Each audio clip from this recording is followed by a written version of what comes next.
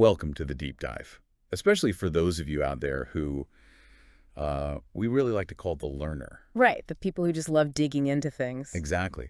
So if you are someone who just loves gathering new ideas, who is endlessly curious, but who, sometimes feels that heavy fog of information overload creeping in, this is totally for you. Oh, yeah. I mean, we all know that feeling, right? Oh, for sure. You encounter this really profound piece of wisdom. Maybe you're reading a book or just, I don't know, scrolling through your feeds, and it's honestly like swallowing a multivitamin whole. That is a great way to put it. Right, like we see the quote, we nod, we think, wow, that's incredibly deep, and we just swallow it down without ever actually tasting it. Yeah, because we are so conditioned to treat information as like a commodity, something to just be ingested as quickly as possible. Just get it out of the way. Exactly. And I mean, it is highly efficient for getting through a busy day, but that efficiency leaves us completely detached from the actual substance of what we just read. We walk away with this illusion of having learned something, but without any of the actual, cognitive or emotional transformation that true wisdom actually requires. We collect the dots, but we never connect them. Yes, and that dynamic is exactly what we are dismantling today. Mm. So we are looking at this really fascinating 2026 book by Claude Needham, PhD. It's a fantastic read. It really is. It's called Text-Based PLS, Working with Declarative Statements, a collaborative deep dive practice. And the book essentially offers a toolkit to slow down our brains, basically. Yep. And it revolves around this central acronym, PLS. Right. And the acronym itself is wonderfully fluid in the book. Like Needham suggests it could stand for past life survey, parallel life survey, present life survey, or even perceptual lens shift. Perceptual lens shift, I like that. That's great. But regardless of the label, the actual engine of PLS is this highly structured three-step method. It's designed to take a static piece of text, something that normally just sits flat on a screen or a page, and force it to become a living, breathing teaching. Okay, let's unpack this. Because before we actually get to those 3 steps, we really have to explore the foundational problem. Yeah, we have to understand why we're reading things poorly in the first place. Exactly.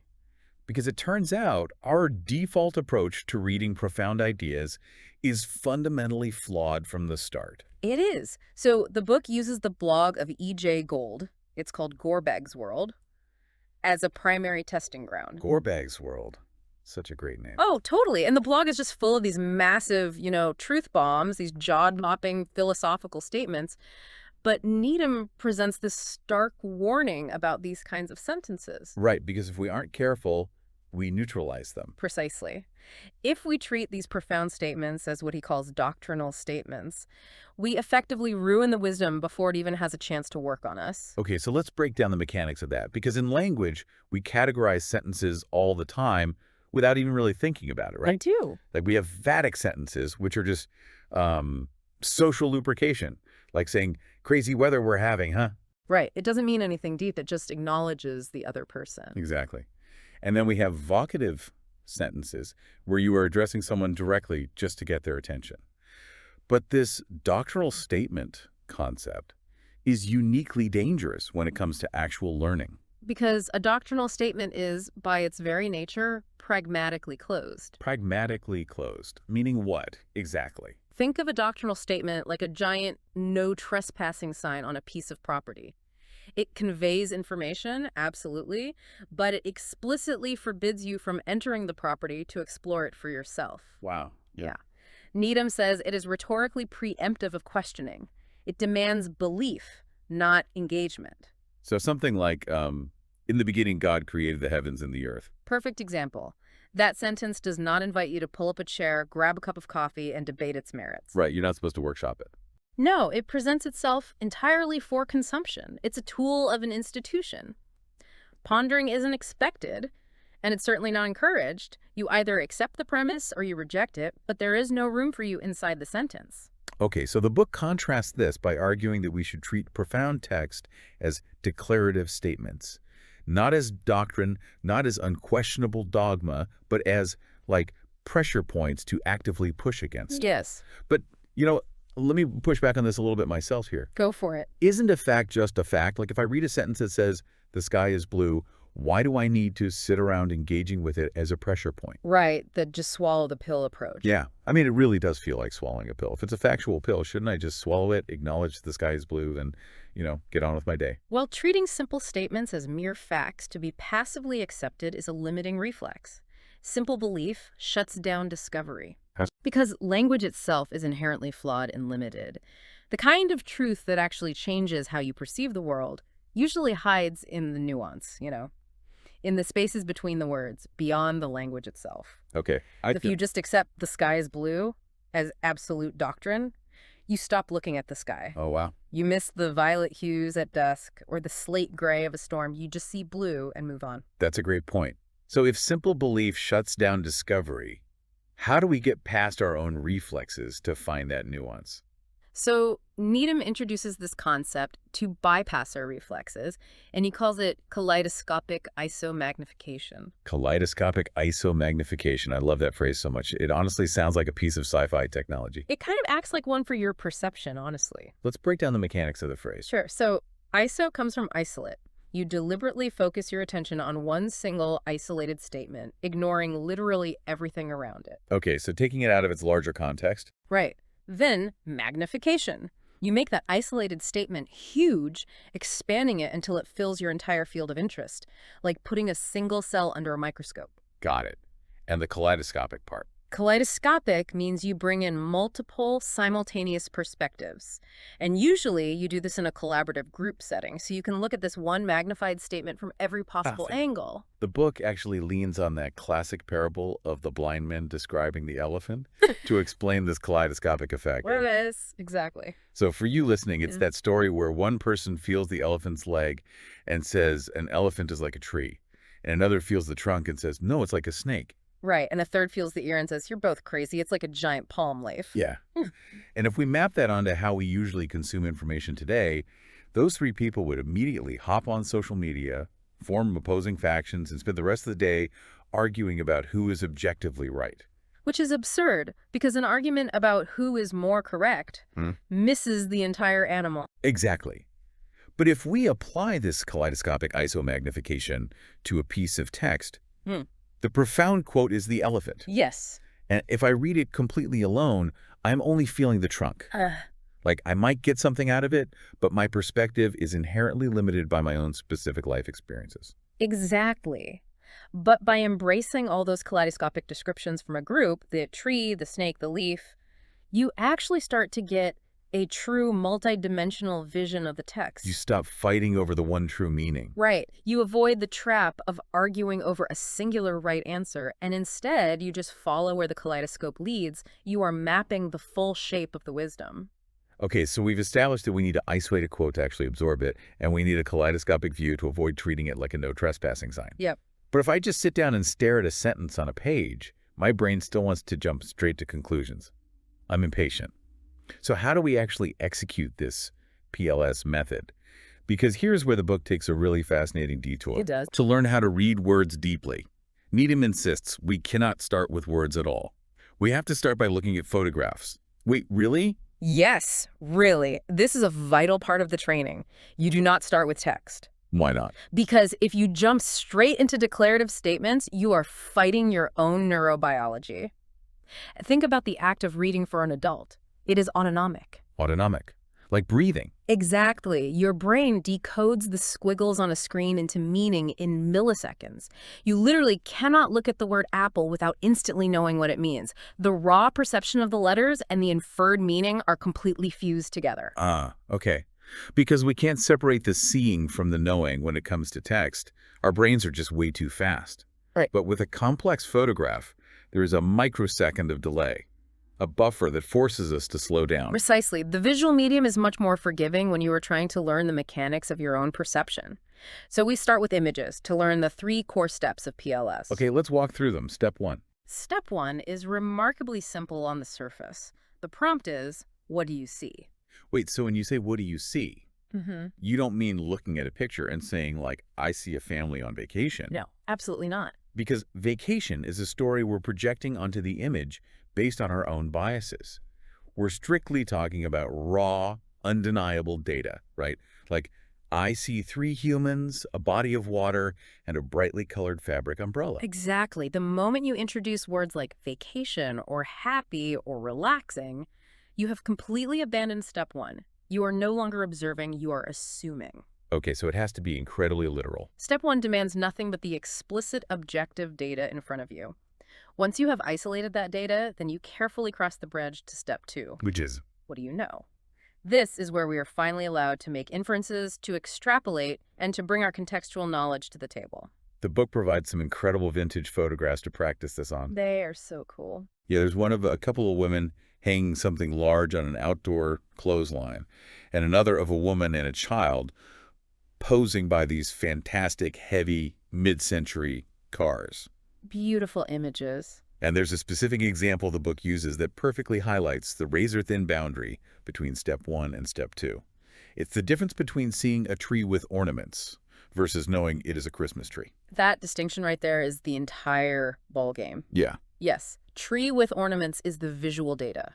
Any human from any culture could observe that.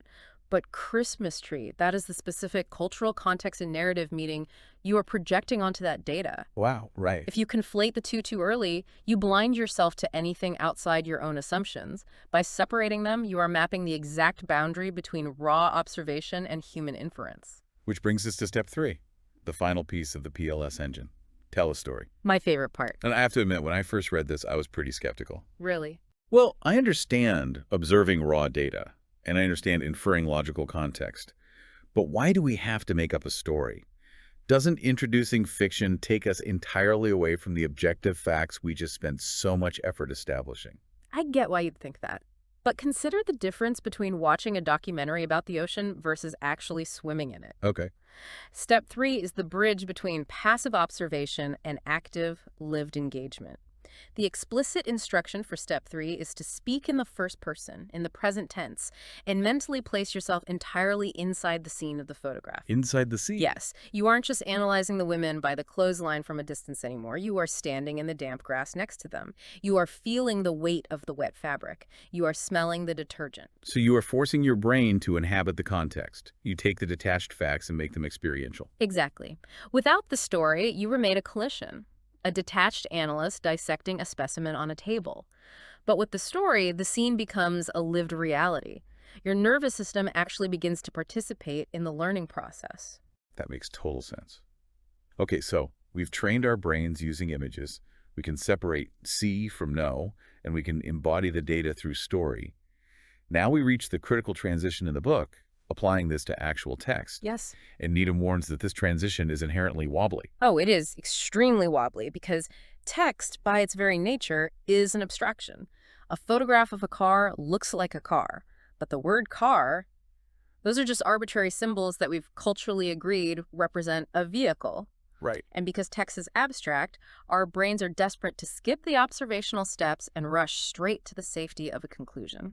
To counter that rush, the book introduces a specific collaborative group dynamic, heavily focused on remote platforms like Zoom. Yes, the Zoom drill. And there's a brilliant drill they use. So the guide will ask the prompt for step one, and everyone in the group types their response into the chat window. Yeah. But absolutely nobody is allowed to press enter. You hold the tension of your response. Right. You just sit there staring at your typed thought. Yeah. And only when the guide gives the explicit signal does the entire group press enter at the exact same millisecond. Which is so crucial. Think about your own remote meetings. Like, if a manager asks a complex question, the first person who blurts out an answer essentially anchors the entire room. 100%. Everyone else subconsciously aligns their thoughts to that first answer, or they second-guess their own original thought and stay quiet. But by holding the response, you eliminate that anchoring bias entirely. The part of your brain that desperately wants to yell, oh, I get it, or I know the answer, is driven by ego, not by learning. Oh, true. Delaying the release bypasses the ego. It totally reminds me of choir taking a deep collective breath together before singing a complex chord. Like if everyone just shouts out their realization the second they have it, the result is chaotic noise. But if everyone holds it and then presses enter together, the chat window instantly fills with a pure kaleidoscopic view of the statement. Everyone's uninfluenced, unique perspective lands at exactly the same time. And it creates this incredible atmosphere of genuine collaborative discovery rather than, a competitive race to be the smartest person in the chat. Yeah, this changes the whole vibe. But navigating the wobbly pivot to text also requires translating the prompts themselves. Right. Because asking, "What do you see?" works perfectly for a photo of a tree. It completely fails when staring at a sentence on a screen because physically you just see pixels forming letters. So the internal echo has to change. For step 1, instead of what do you see, the prompt for text becomes what is explicitly stated, or what does the line actually say? Right. You are stripping away all your philosophical assumptions and just looking at the grammatical architecture of the sentence. And for step 2, what do you know? Quote, the prompt shifts to focus on logical implications. So you ask, what follows from this? Or what becomes possible if this statement is true? Like, what door does this sentence logically open? Exactly. And then we reach step 3, the story phase for text. And the terminology the book introduces here is incredibly evocative. The prompt becomes, respond from your own life as this sentence meets it. Or, in Needham's highly specific language, if this sentence is a syllogismobile that can take you somewhere, where does it take you? A syllogismobile. I just love that word. It's fantastic. A vehicle constructed entirely of logic and realization. It's such a vivid framework. A syllogismobile literally transports you to a new perspective. Yeah. It demands that the text moves you from point A to point B. Right, you aren't static. You aren't just analyzing the words on a page. You are climbing inside the sentence and seeing where it drives your consciousness. It forces the ultimate perceptual lens shift. Okay, we've broken down the mechanics. We've navigated the wobbly pivot. It is time to actually do the work. The book says phase 3 is time to do and do and do. Let's actually perform this right now. Let's run a profound quote through the PLS machine. Let's do it. Let's use the exact text from the applied example in the book, which is another statement from E.J. Gold. Okay. The declarative statement is this, quote, the human soul, often regarded as an indivisible and eternal essence, is in fact shaped and molded through a continuous series of lived experiences. Okay, so that is the perfect multivitamin quote. It really is. You could read that on a poster, think, wow, deep, and forget it 5 seconds later. But let's slow it down. Step 1, C. What is explicitly stated? Right. We strip away our spiritual beliefs about the soul. What does the grammatical reality of that sentence say? Looking at the raw data, the sentence establishes 2 contrasting states. It explicitly states that the soul is treated by many as an immutable thing, but the text declares it can be shaped, and the mechanism for that shaping is lived experiences. That is the tree with ornaments right there, just the facts. Yep. Moving a step 2, no. What becomes possible if this is true? What logically follows from this explicitly stated data? Well, if it is true that lived experiences mold the soul, then the soul is inherently not a fixed asset. It is under construction. There is a distinct, almost DIY flavor to the statement. DIY flavor, I like that. The tone isn't just philosophical musing, it reads as instructional. It presents a working possibility. And now, step 3, the story. The syllogismobile. Where does this vehicle take us? In the book, the group shares their visceral first-person responses, and the imagery is staggering. It really is beautiful. One reader notes that as they process the sentence, they physically feel a sense of certainty soften inside them. They realize they have spent their whole life treating their soul as a finished, factory-stamped product hidden away inside them. But stepping inside the reality of the sentence changes that. How so? They realize that their daily failures, the difficult conversations they cowardly avoid, the moments they lose their temper, all of these incredibly mundane actions are actively pressing fingerprints into the clay of their soul. Oh man, the physical imagery of fingerprints being pressed into the soul is haunting. And the culmination of their story, the destination of their syllogismobile, is this ultimate realization.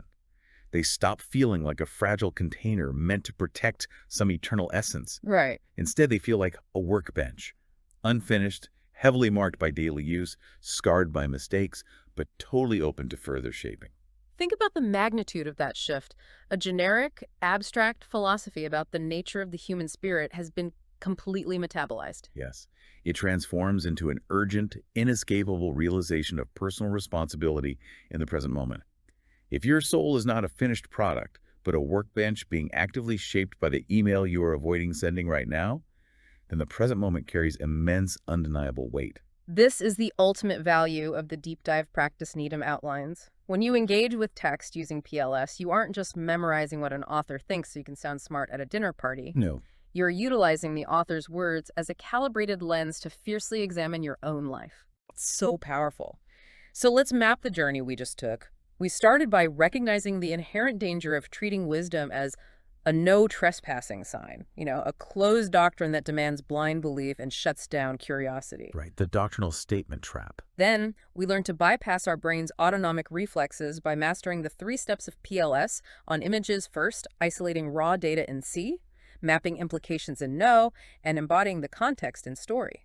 We explored how to navigate the wobbly transition to text, utilizing collaborative group dynamics and held responses in Zoom to avoid anchoring bias. Which allows us to share a pure, kaleidoscopic view of a statement all at once. Exactly. And finally, we performed the practice, watching in real time as the PLS method transformed an inert philosophical soundbite into a living, breathing workbench for actual personal growth.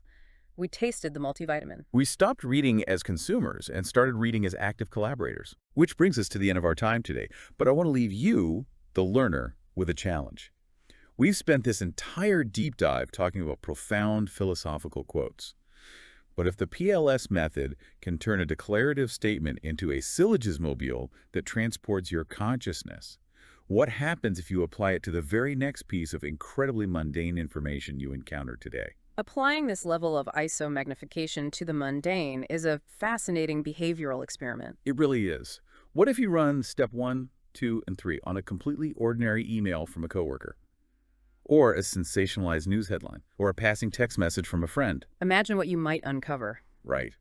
If every single sentence you encounter today is treated as an opportunity to look at the elephant from a brand new kaleidoscopic angle, how is that going to change the way your personal workbench is shaped by the time you go to sleep tonight? Don't just swallow the pill. Take a moment, slow your brain down, and actually taste the words.